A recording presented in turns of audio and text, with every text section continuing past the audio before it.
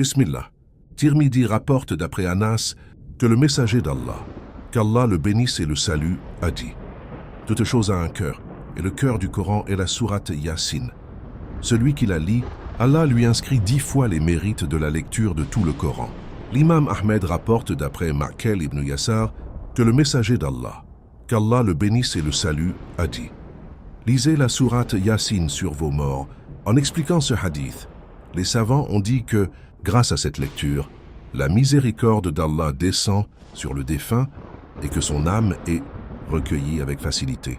Le prophète, qu'Allah le bénisse et le salue, a également dit, selon Ibn Abbas, « J'aurais aimé que chaque personne de ma communauté mémorise cette sourate. » Avant de continuer la vidéo, prenez quelques secondes pour soutenir Balkis TV. Abonnez-vous à la chaîne, laissez un like et partagez cette vidéo autour de vous.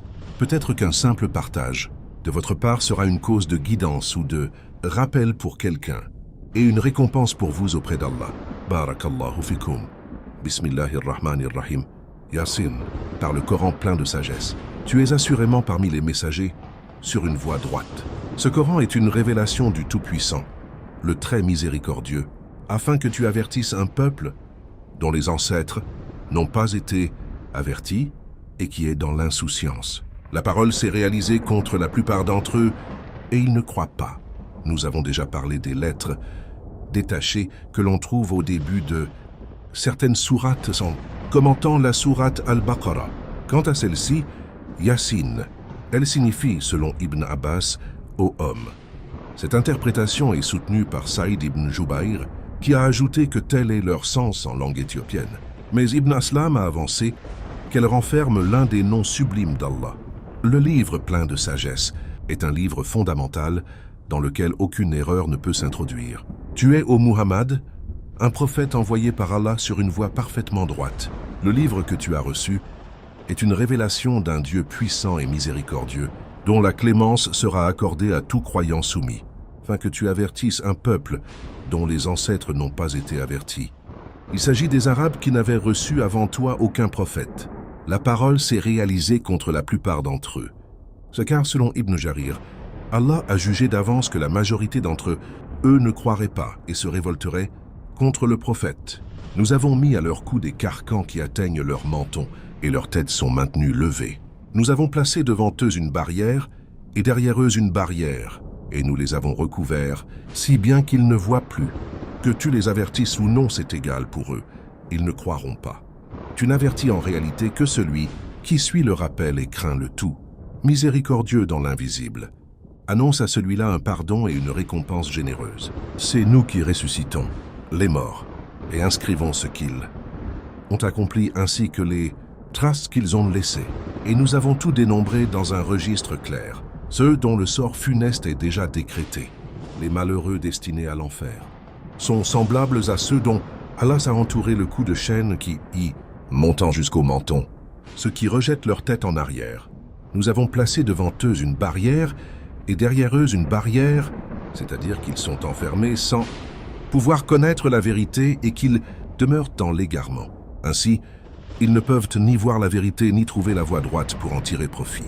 Allah a illustré leur situation lorsqu'il dit « Ceux contre qui la parole de ton Seigneur s'est réalisée ne croiront pas, même si tous les signes leur parvenaient, jusqu'à ce qu'ils voient le châtiment douloureux. » Ikrima rapporte qu'Abu Jahl a dit « Si je rencontre Muhammad, je lui ferai telle et telle chose. » C'est à cette occasion qu'Allah révéla ces versets. Selon le commentaire de Muhammad ibn Ka'b, Abu Jahl dit à ceux qui l'entouraient « Muhammad prétend que si vous le suivez, vous vivrez comme des rois, et qu'après votre mort vous serez ressuscités pour entrer dans des jardins semblables à ceux du Jourdain. Mais si vous vous opposez à lui, vous serez tués, puis, après la résurrection, vous subirez le châtiment du feu. » Alors que le messager d'Allah, qu'Allah le bénisse et le salue, vint vers eux en tenant une poignée de sable, Allah leur ôta la vue. Le prophète jeta le sable sur leur tête en récitant Yasin par le Coran plein de sagesse, jusqu'à ils ne voient plus. Puis il partit. Quant à eux, ils restèrent devant sa porte, en pensant qu'il se trouvait encore à l'intérieur. Un homme passa près d'eux et leur demanda « Que faites-vous ici ?» Ils répondirent « Nous attendons Muhammad. » Il dit Il est déjà sorti et il a jeté du sable sur la tête de chacun de vous. Alors chacun d'eux porta la main à sa tête pour enlever le sable. Lorsque le prophète fut informé des menaces d'Abu Jahl, il dit « Remarque aussi, je pourrais les frapper, et ils seraient exterminés. Que tu les avertisses ou non, c'est égal pour eux. Ils ne croiront pas. Il est indifférent pour eux d'être avertis ou non, car ils sont plongés dans un égarement total et ne seront pas guidés. Ton rappel ne profite qu'à ceux qui craignent leur Seigneur dans l'invisible, sans l'avoir vu. Mais Allah voit ce qu'ils font. À ceux-là, annonce le pardon de leurs péchés et une récompense immense. Nous ressuscitons les morts au jour dernier. Certains exégètes ont avancé que Dieu vivifie aussi le cœur de l'incroyant qui veut être guidé, en lui montrant le droit chemin, le chemin de la vérité, tout comme il fait revivre la terre morte. Et auparavant, nous inscrivons leurs pensées et leurs œuvres. 2 interprétations ont été données à ce verset. La première, cela signifie que nous inscrivons les actions qu'ils ont accomplies eux-mêmes, ainsi que les traces de ces actions et leurs conséquences, afin qu'ils en soient rétribués. Cette interprétation est confirmée par le hadith, dans lequel le messager d'Allah, qu'Allah le bénisse et le salue, a dit « Celui qui appelle les gens vers une bonne voie aura une récompense équivalente à celle de tous ceux qui l'auront suivi, sans que leur récompense soit diminuée. Et celui qui appelle vers un égarement portera un péché équivalent à celui de tous, ceux qui l'auront suivi, sans que leur péché soit diminué. » Rapporté par Muslim, nous ressuscitons les morts au jour dernier. Certains exégètes ont expliqué que Dieu fait aussi revivre le cœur de l'incroyant lorsqu'il veut être guidé, en lui montrant le droit chemin, tout comme il fait revivre la terre morte. Et auparavant, nous inscrivons leurs pensées et leurs œuvres. 2 interprétations ont été données à ce verset. La première signifie que Dieu inscrit les actions qu'ils ont accomplies eux-mêmes, ainsi que les traces de ces actions et leurs conséquences, afin qu'ils en soient rétribués. Le messager d'Allah, qu'Allah le bénisse et le salue, a dit « Celui qui appelle à une bonne voie aura une récompense équivalente à celle de tous, ceux qui l'auront suivi, sans que leur récompense soit diminuée.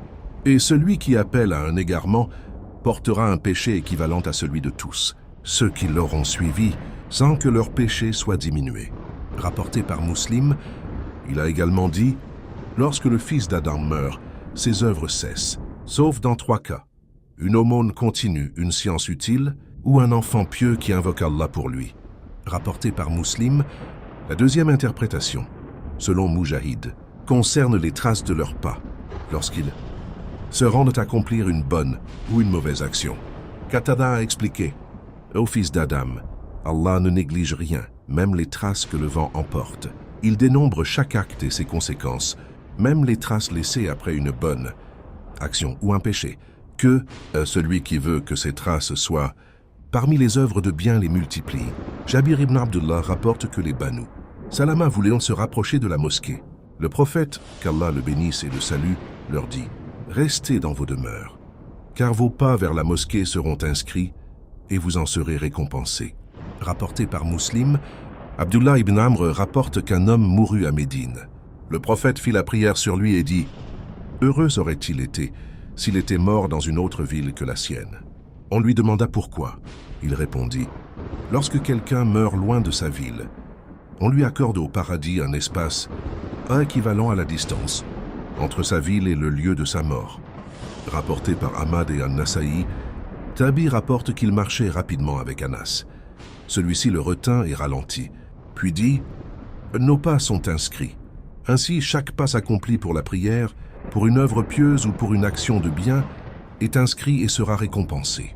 Nous avons tout dénombré dans un registre clair.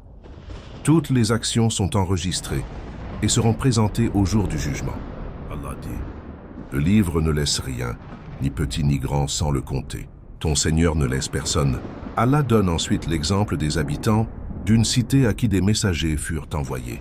Selon plusieurs exégètes, il s'agissait d'Antioche. 3 envoyés furent envoyés pour appeler les gens à adorer Allah seul. Mais le peuple répondit « Vous n'êtes que des hommes comme nous. Le miséricordieux ne vous a rien révélé. » Les messagers répondirent « Notre Seigneur sait que nous sommes envoyés vers vous. Notre mission est seulement de transmettre clairement le message. » Mais les habitants dirent « nous voyons en vous un mauvais présage. Si vous ne cessez pas, nous vous lapiderons et vous infligerons un châtiment douloureux. » Les messagers répliquèrent, « Votre mauvais présage vient de vous-même.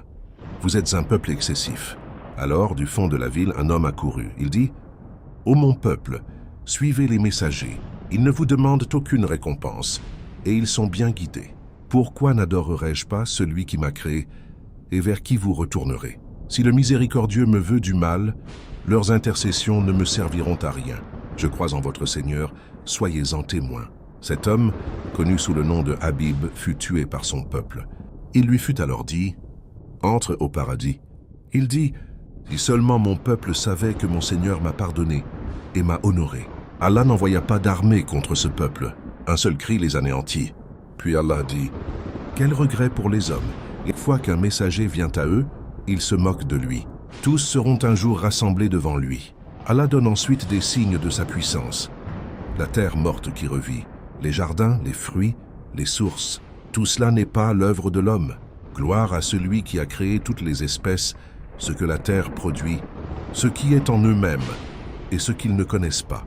La nuit et le jour sont aussi des signes. Le soleil suit sa course selon un ordre parfait. La lune traverse ses phases pour permettre aux hommes de compter le temps.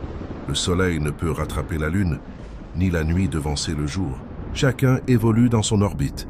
Tout cela montre la puissance et la sagesse d'Allah, qui a fixé pour chaque chose sa mesure et son ordre. Dieu a dit ailleurs, « La nuit et le jour sont deux signes de notre puissance. Nous avons fait de la nuit une obscurité et du jour une lumière, afin que vous recherchiez les bienfaits d'Allah et que vous connaissiez le nombre des années et le calcul du temps. Nous avons détaillé toutes choses clairement. Dieu a donné au soleil une lumière constante depuis son lever jusqu'à son coucher. Quant à sa course, elle varie selon les saisons, de sorte que la durée du jour et de la nuit s'allonge ou se raccourcit. Il est donc un astre lumineux pendant le jour. La lune, quant à elle, apparaît d'abord sous forme de croissant, avec une faible clarté. Puis elle grandit progressivement, ainsi que sa lumière, jusqu'à atteindre sa plénitude au 14e jour. Ensuite, elle diminue peu à peu jusqu'à redevenir un fin croissant. Dieu l'a comparée à une branche de palmier desséchée. Le soleil ne peut atteindre la lune, ni la nuit devancer le jour. Chaque astre, selon Moujahid, évolue dans son orbite sans la dépasser. Lorsque la lumière du soleil disparaît, la clarté de la lune prend le relais. Selon Ikrima, cela signifie que le soleil n'apparaît pas pendant la nuit. Ainsi, ces deux astres se succèdent harmonieusement, sans interruption ni désordre, tous deux soumis à l'ordre d'Allah. Allah dit également, « Qu'est-ce n'est-ce pas un signe pour eux que nous avons transporté leur descendance dans l'arche chargée et que nous avons créé pour eux des moyens de transport semblables? Si nous voulions, nous les ferions périr sans qu'ils puissent être secourus, sauf par une miséricorde de notre part, et pour leur permettre de jouir pour un temps. » Allah rappelle qu'il a soumis la mer aux hommes, l'arche de Noé, sur laquelle furent sauvés des hommes, des animaux et des oiseaux, fut le premier navire. Et nous avons créé pour eux des moyens semblables. Cela inclut aussi les montures terrestres, comme les chameaux. Si Allah voulait, il pourrait noyer les passagers, sans qu'aucun secours ne leur soit possible. S'ils sont sauvés, c'est uniquement par sa miséricorde, afin qu'ils profitent des bienfaits de ce monde pour un temps déterminé. Lorsqu'on leur dit « Recraignez ce qui est devant vous et ce qui est derrière vous afin d'obtenir la miséricorde », alors ils se détournent. Aucun signe ne leur parvient sans qu'ils ne s'en éloignent. Et lorsqu'on leur dit « Dépensez de ce qu'Allah vous a accordé », les mécréants répondent « Nourririons-nous celui qu'Allah pourrait nourrir s'il le voulait ?» Vous êtes dans un égarement évident. Allah décrit leur persistance dans l'égarement. Ils se détournent des signes et refusent l'aumône, prétendant que la responsabilité n'est pas la leur. Ils disent aussi « Quand cette promesse se réalisera-t-elle ? Si vous êtes véridique, il n'attendra qu'un seul cri, qu'il est, saisira alors qu'ils seront occupés à leurs affaires. Ils n'auront ni le temps de faire un testament, ni celui de retourner vers leur famille. Puis la trompette sera soufflée et ils sortiront de leur tombe en se dirigeant vers leur Seigneur. Ils diront « Malheur à nous, qui nous a ressuscités de notre sommeil ? Voilà ce que le tout miséricordieux avait promis, et les messagers disirent la vérité. Un seul cri suffira, et tous seront rassemblés devant Allah. Ce jour-là, aucune âme ne sera lésée, et chacun sera rétribué selon ses œuvres. Les habitants du paradis seront alors dans la joie. Eux et leurs épouses seront à l'ombre, accoudés sur des lits. Ils auront des fruits et tout ce qu'ils désireront. Paix, telle sera la parole adressée par leur Seigneur miséricordieux. Puis il sera dit aux criminels: séparez-vous aujourd'hui. Ne vous ai-je pas recommandé aux enfants d'Adam de ne pas adorer Satan? Il est pour vous un ennemi déclaré. Ne vous ai-je pas ordonné de m'adorer?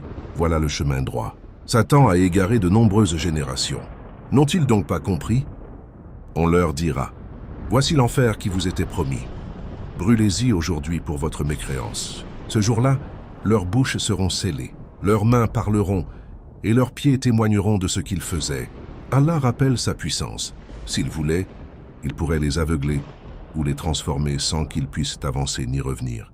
Celui à qui Allah accorde une longue vie voit sa force diminuer et ses facultés s'affaiblir. N'y réfléchissent-ils pas?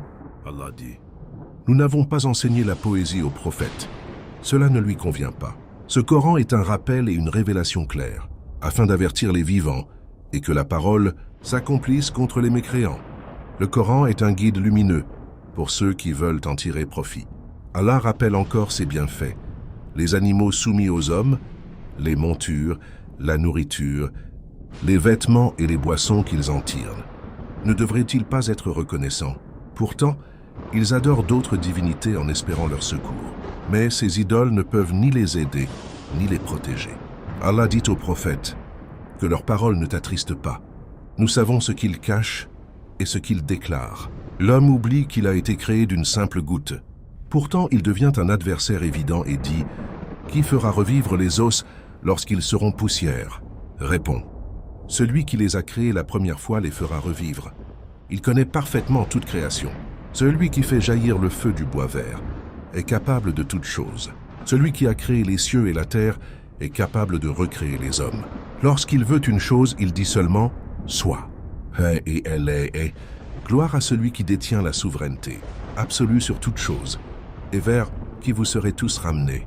Si ce rappel vous a touché, n'oubliez pas de soutenir Balkis TV. Abonnez-vous à la chaîne, laissez un like et partagez cette vidéo autour de vous. Chaque partage peut être une source de bien pour quelqu'un, et une sadaqa pour vous, Inch'Allah.